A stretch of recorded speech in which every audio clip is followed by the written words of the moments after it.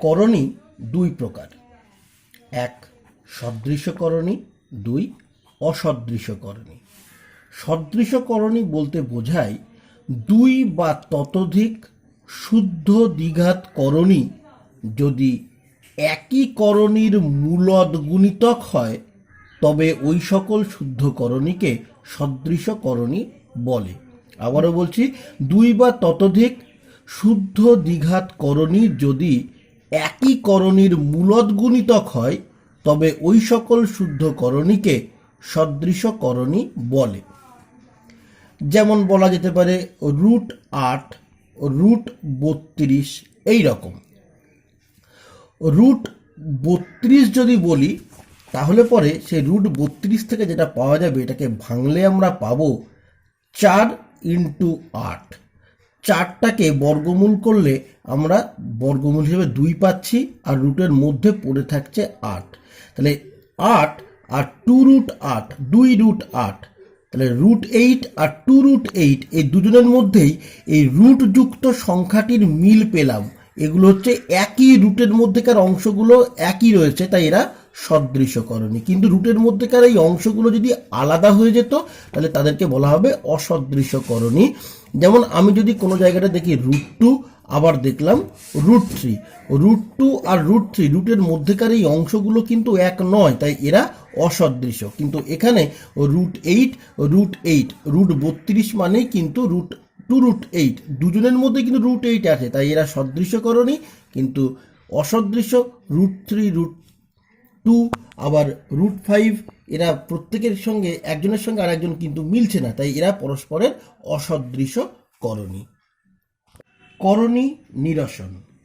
কোনো করণীর সঙ্গে অথবা একাধিক করণীর যোগ ও বিয়োগ দ্বারা গঠিত অমূলদ সংখ্যার সঙ্গে কোনো উৎপাদক গুণ করে গুণফলটি করণীমুক্ত করা, এই পদ্ধতিটাকেই বলা হবে মূলদ সংখ্যা পাওয়ার করণী নিরসন।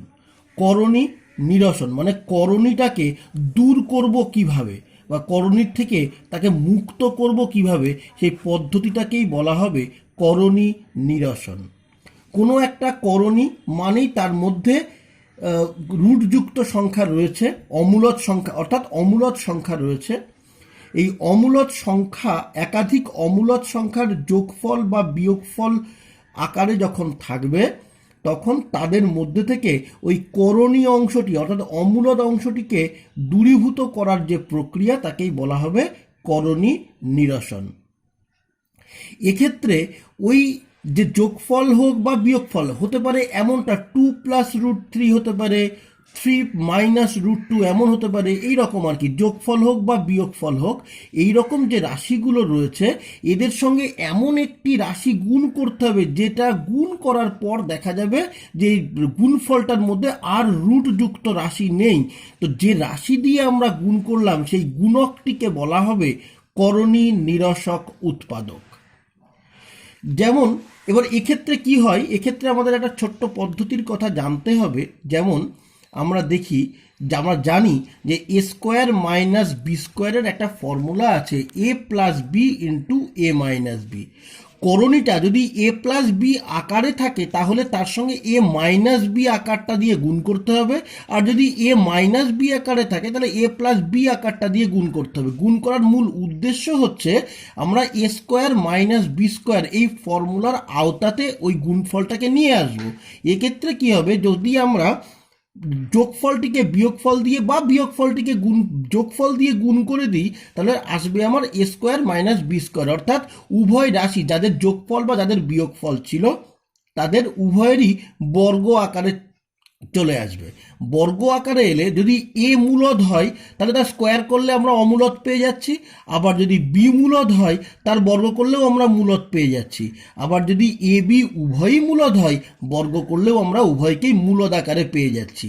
তো এই যে গুণ করার পদ্ধতি, একটি উৎপাদক গুণ করে করণীটিকে করণীমুক্ত করা যে পদ্ধতি, রুটযুক্ত অংশটি অর্থাৎ অমূলদ অংশটিকে দূরীভূত করার যে পদ্ধতি তাকে বলা হবে করণী নিরসন। আর এই করণী নিরসনের জন্য যে রাশিগুলিকে গুণ করা হয় সেগুলিকে বলা হবে করণী নিরসক উৎপাদক। এই করণী নিরসক উৎপাদক আবার দুই রকমের, একটা অনুবন্ধী আর একটা অননুবন্ধী। একটি অনুবন্ধী এবং একটি অননুবন্ধী। আমরা যদি দেখি 2+√3 এই রাশিটির অনুবন্ধী কোনটা আর অননুবন্ধী কোনটা। অনুবন্ধী যখন হবে তখন শুধুমাত্র অমূলদ রাশিটির চিহ্নটির পরিবর্তন করতে হবে, অর্থাৎ 2-√3।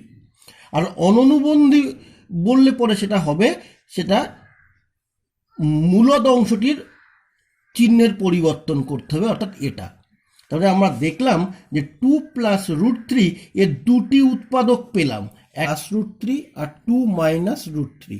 এই 2-√3 যেখানে মূলদ সংখ্যাটির চিহ্নের পরিবর্তন করা হলো এটিকে বলা হবে অনুবন্ধী, আর যেখানে মূলদ অংশটির চিহ্ন পরিবর্তন করা হলো সেটা হচ্ছে অননুবন্ধী। প্রত্যেকটি করণী নিরসক উৎপাদক দু রকমের হতে পারে, এক অনুবন্ধী, দুই অননুবন্ধী। করণী নিরসন অর্থাৎ করণী দূর করব তার পদ্ধতি। মূলত করণী নিরসনটা বোঝায় হরের করণী নিরসন। হর থেকে করণী তাড়াতে হবে। করণী নিরসন বলতে হরের করণী নিরসনকে, অর্থাৎ হর থেকে অমূলদ সংখ্যাকে দূরীভূত করার পদ্ধতি। হরে দুরকম ঘটনা ঘটতে পারে।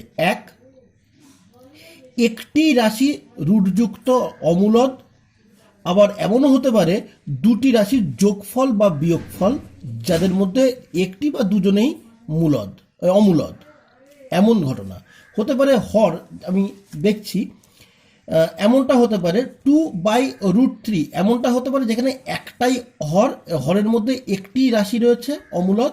আবার এমনও হতে পারে 2/2+√3, এখানে যোগফল রয়েছে।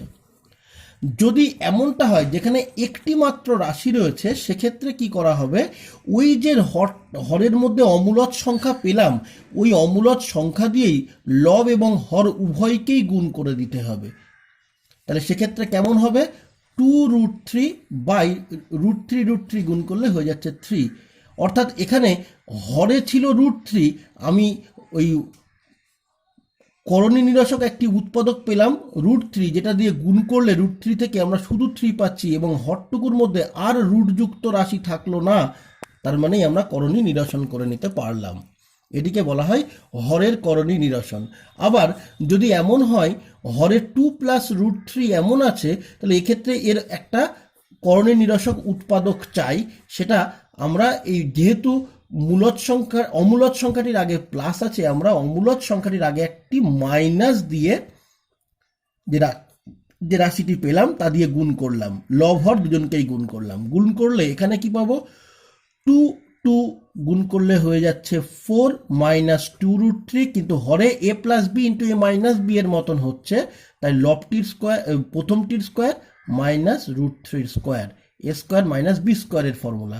এখানে পাচ্ছি 4 -2√3, এখানে 2 এর স্কোয়ার করলে 4 -3 এর স্কোয়ার করলে 3, অর্থাৎ 4 -2√3/1, অর্থাৎ 4 -2√3। এখানে আর হরে কিছু থাকছে না, হরে থাকছে 1 এবং 1 রুট নেই এখানে। এটি একটি মূলদ সংখ্যা, অর্থাৎ অমূলদ সংখ্যা ছিল তাকে আমরা সরিয়ে দিতে পারলাম, দূর করে দিতে পারলাম। এটিকে বলা হবে করণী নিরসন। হরের করণী নিরসন বলতে বোঝায় হরে রুটযুক্ত রাশি অর্থাৎ মূলদ রাশিটাকে দূরীভূত করা। যদি দুরকম ঘটনা ঘটতে পারে, এক, যেখানে একটি মাত্র অমূলদ সংখ্যা থাকবে, দুই, যেখানে একটি মাত্র অমূলদ সংখ্যা কিন্তু অমূলদ সংখ্যাটি যোগফল বা বিয়োগফল আকারে আছে হর, সেক্ষেত্রে আমরা একটা করণী নিরসক উৎপাদক দিয়ে লব হরকে গুণ করব। উভয় ক্ষেত্রেই করণী নিরসক উৎপাদক দিয়েই গুণ করতে হয়। যোগফল আকারে থাকলে বিয়োগফল দিয়ে করতে হবে, বিয়োগফল আকারে থাকলে যোগফল দিয়ে গুণ করতে হবে। আর যদি একা একা থাকে তাহলে ওই একা একা রুটযুক্ত রাশি দিয়েই লব হরে গুণ করতে হবে। কখনো এমনও হতে পারে 3/2√3 থাকলো, সেক্ষেত্রে কিন্তু আমরা ওই 2√3 দিয়ে গুণ করব না, শুধু অমূলদ অংশটুকু দিয়ে গুণ করব। সেক্ষেত্রে আমরা √3 লবে √3 হরে গুণ করলে লব হয়ে গেল 3√3 আর হর হয়ে গেল 2 ইন্টু √3 গুণ করলে 3, অর্থাৎ 3√3/6, বা এখান থেকে এই 3 কেটে গেল, আর তার থেকে আমি পেলাম √3/2। লবে রুট এসে গেলেও হর কিন্তু করণী মুক্ত হয়ে গেল, তার মানে এটি করণী নিরসন হয়ে গেল। এইভাবেই আমরা করণী নিরসন করে থাকি। আবার আগেরটি যেটা দেখিয়েছিলাম অমনও হতে পারে, 3/2 মাইনাস √3 যদি এমন থাকতো, তাহলে এখানে যেহেতু মাইনাস আছে তাহলে আমরা যোগফল দিয়ে লবে এবং হরে গুণ করতাম। লবে যদি গুণ করতাম 6 প্লাস 3√3/2 এর স্কোয়ার মাইনাস 3 স্কোয়ার, কারণ a minus b into a plus b square minus b স্কোয়ারের ফর্মুলা এসে যাচ্ছে। 6 প্লাস 3√3/2 এর স্কোয়ার করলে 4, √3 স্কোয়ার করলে 3, অর্থাৎ 6 প্লাস 3√3/1 করণী আর নেই, আর রুটযুক্ত রাশি হরে থাকলো না। 6 প্লাস 3√3 পেয়ে গেলাম, এখানে আর হরে করণী নেই, অর্থাৎ করণী নিরসন হয়ে গেল। এইভাবে করা হয়ে থাকে। যদি বিয়োগফল থাকে তাহলে যোগফল দিয়ে লবে হরে গুণ, যদি বিয়োগফলের বদলে যোগফল থাকে তাহলে লবে এবং হরে বিয়োগফল দিয়ে গুণ, যদি একা একা কোনো রাশি থাকে তাহলে ওই রাশিটি দিয়েই লবে হরে গুণ, যদি মিশ্র করণী থাকে তাহলে শুধু করণীয় অংশটুকু যেটা অমূলদ অংশটুকু দিয়ে লবে হরে গুণ, যদি বিয়োগফল থাকে তাহলে যোগফল দিয়ে লবে হরে গুণ। এই পদ্ধতিই হচ্ছে হরের করণী নিরসন পদ্ধতি।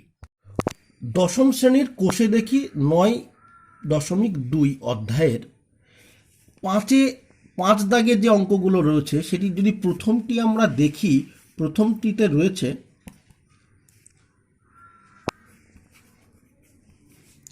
√5 প্লাস √2, এর দুটি উৎপাদক হতে পারে। প্রশ্নে বলা ছিল মিশ্র দ্বিঘাত করণীর দুটি করে করণী নিরসক উৎপাদক লিখতে বলেছিল। তাহলে এরও দুটি করণী নিরসক উৎপাদক হবে, এক যেটা অনুবন্ধী, একটা অননুবন্ধী। অনুবন্ধীটা কোনটা? অনুবন্ধী হবে যেটা -√5 প্লাস 2, শুধু অমূলদ রাশিটির চিহ্ন বদলেছি। আর একটা হবে √5 মাইনাস √2, দুটি হবে। দুটি যেহেতু অমূলদ তাই প্রথমে একটি অমূলদের চিহ্ন বদলে দিলাম, পরে আরেকটি অমূলদের চিহ্ন বদলালাম। কিন্তু পরে যদি 2 নম্বরটাতে আসি তাহলে সেক্ষেত্রে আছে 13 প্লাস √6, একটি অমূলদ একটি মূলদ, তাহলে এখান থেকেও আমি দুটো পাবো। প্রথমে 13টাকে রেখে দিলাম, মূলদটাকে রেখে দিয়ে অমূলদটার চিহ্ন পাল্টে দিলাম, পরেরটাই মূলদটির চিহ্ন পাল্টে দিলাম, অমূলদটির চিহ্ন একই রেখে দিলাম। এইভাবে আমরা দুটি করে উৎপাদক পেতে পারি, বাকিগুলি নিজেরা চেষ্টা করতে হবে। এবার চলে আসছি পরের যে অঙ্কটাতে, 6 দাগে রয়েছে হরের করণী নিরসন। আমরা আগে যেটা দেখিয়েছিলাম এইখানটাতে এই প্রথম দুটি অঙ্কের ক্ষেত্রে দেখতে পাবো হরে একটিমাত্র সংখ্যাযুক্ত একটিমাত্র রাশি, একপদী রাশি, একটা মাত্র পদযুক্ত অমূলদ সংখ্যা হরে রয়েছে। তাহলে লবে এবং হরে দুটিকেই √6 দিয়ে গুণ করে দেব। দেখা যাক কেমন হয়। 2√3 প্লাস 3√2/√6, আমরা লবেও √6 দিয়ে গুণ করব, হরেও √6 দিয়ে গুণ করব। কেমন পাবো? √6 দিয়ে গুণ করলে 2√3 ইন্টু 6 প্লাস 2√2 ইন্টু 6/6।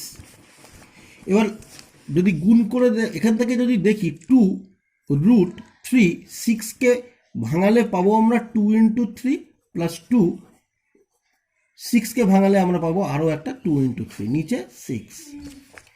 এইবার এইখান থেকে দুটো 3 রুটের মধ্যে থাকলে বাইরে একটি আসবে, অর্থাৎ 2 ইন্টু 3, রুটের মধ্যে আটকা পড়ে থাকছে শুধু 2, প্লাস 2, এখানে দুটো 2 থাকার জন্য একটি 2 বাইরে বেরোচ্ছে এবং একটা 3 এটা রুটের মধ্যে আটকা পড়ছে, নিচে 6। 3 2 6 √2 প্লাস 2 2 4 √3/6।